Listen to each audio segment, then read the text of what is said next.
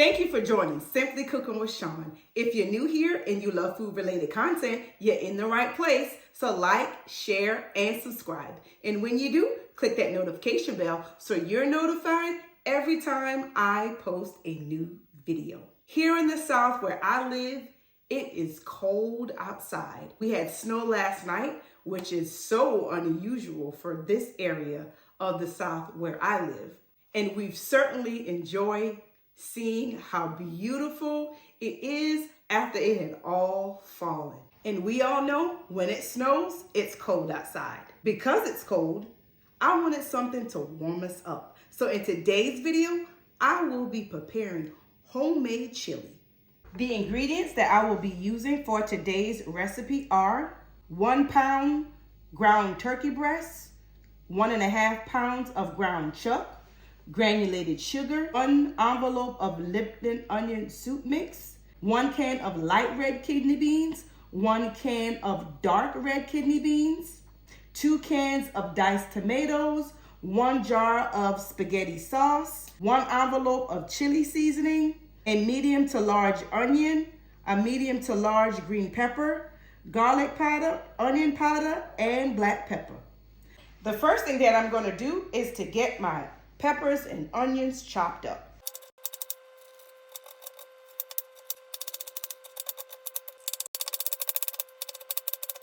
Next, I'm going to get my ground turkey and ground chuck into the pan to cook.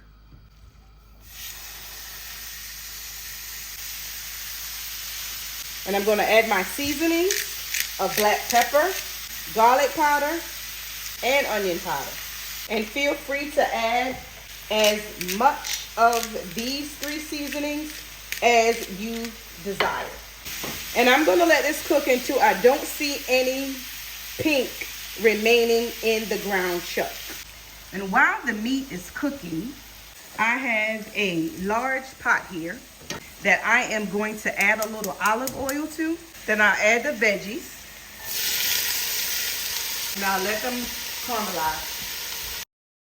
Now that the veggies have caramelized, I'm going to go ahead and add the meat to the pot. Once the meat cooks to where you don't see any pink anymore, you want to drain that excess fat off of it. You don't want to put all of that into your chili. What I'm going to do is I'm just going to slightly tilt my pan over the pot of veggies, and I'm just going to scoop it out using this slotted spoon. But if you want to get it done quicker, you can drain it in a colander in your sink with a bowl underneath to catch the excess fat to keep it from going down your sink drain. And I think I've done a pretty good job with getting most of the meat out without pouring all of that excess oil in there. At this point, I'm going to start adding the remaining ingredients into the pot.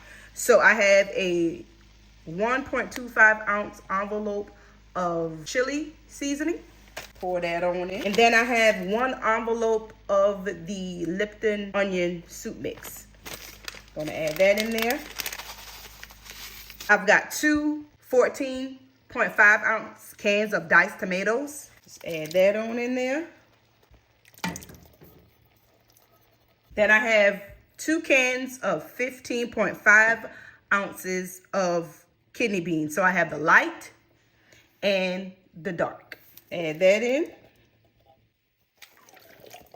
And if you prefer chili without beans, you can omit the beans. And last, I have a 24 ounce jar of spaghetti sauce. And feel free to use whatever spaghetti sauce you desire to use. And I'm just going to pour that in there. All right, I'm going to give it a stir. And to this, I'm going to add about 2 cups of water. I've added about a cup of water to this jar just to shake it up to get all of the contents out of it. So that's a total of about 3 cups of water that I've added to the pot. I'm going to put the cover on it, and I'm going to let it cook for about an hour on a medium to medium low heat, checking on it periodically. Before I do that though, I am going to add a couple tablespoons of sugar. And you can omit the sugar if you like. I'm just adding it just to cut down on some of the acidity from the tomatoes and the spaghetti sauce. So a couple tablespoons of sugar. And then I'm just going to give it a stir and give it a taste just to kind of see where the seasonings are at this point.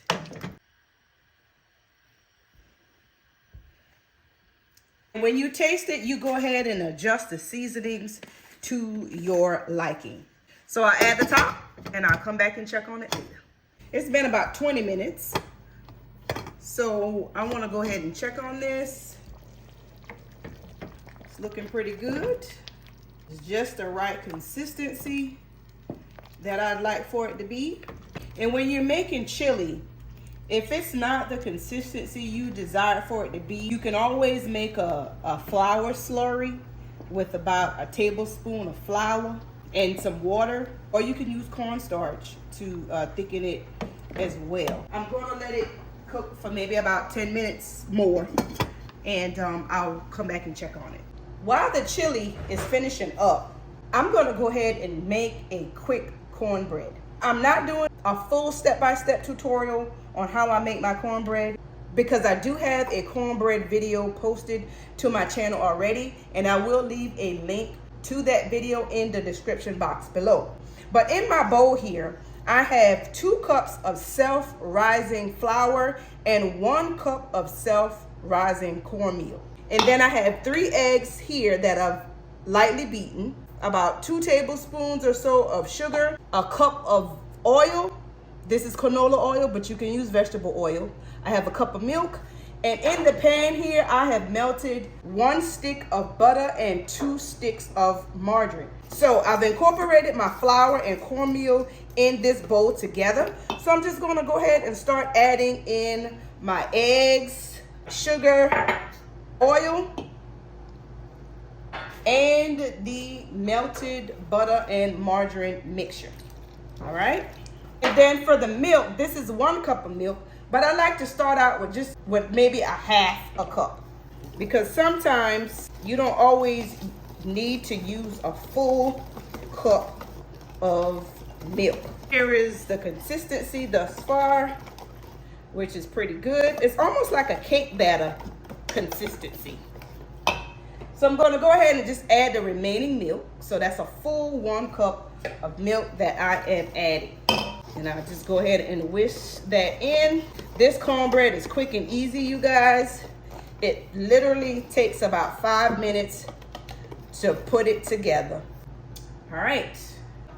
So I'm just going to go ahead and pour that in and get this into my oven that I have preheating at 400 degrees and let it bake for about 25-30 minutes. All right, our chili has been simmering for about 30 minutes.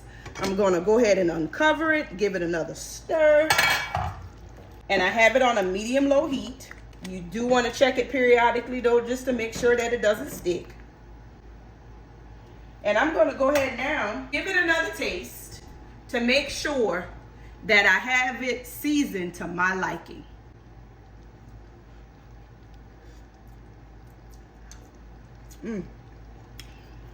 That's pretty much perfect.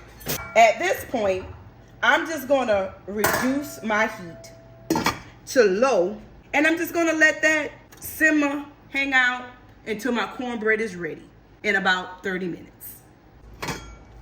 It's been about an hour since this chili has been cooking, and it is all ready to go. Cornbread is ready as well, so I'm going to go ahead and take that out. Homemade cornbread and our homemade chili. Before I plate it up, I do want to grate some cheese to put on the top. Let's get this in the bowl.